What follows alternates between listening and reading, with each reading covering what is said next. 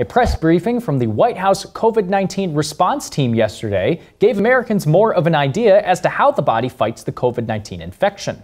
Specifically, Dr. Fauci used his time during the meeting to discuss these points. Fauci brought up multiple slides showing what the body's natural immune response to COVID-19 is. According to the data and charts that he showed, this includes the formation of antibodies and certain immunization cells which fight the virus. After a person has recovered, these cells remain as immune memory against this specific strain of coronavirus. The news here is that Fauci says this immune memory, which is what vaccines try to induce in a person's body, could fight SARS-CoV-2 variants in two different ways.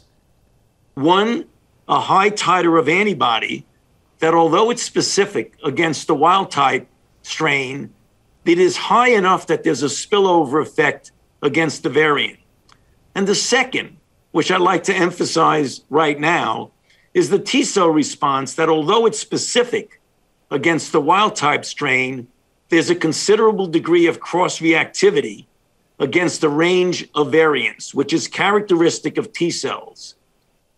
He goes on to explain how infected individuals end up garnering protection for themselves against these variants for months, and inoculated individuals show these same protective measures that infected individuals naturally create. While this data is good news, it unfortunately only highlights some hypocrisy on Fauci's end.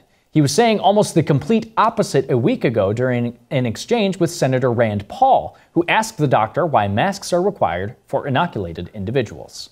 When you talk about reinfection and you don't keep in the concept of variants, that's an entirely different ballgame.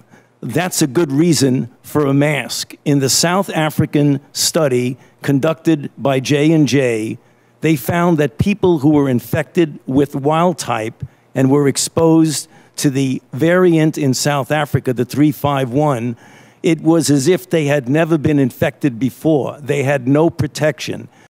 Go to FISM.TV/news for more.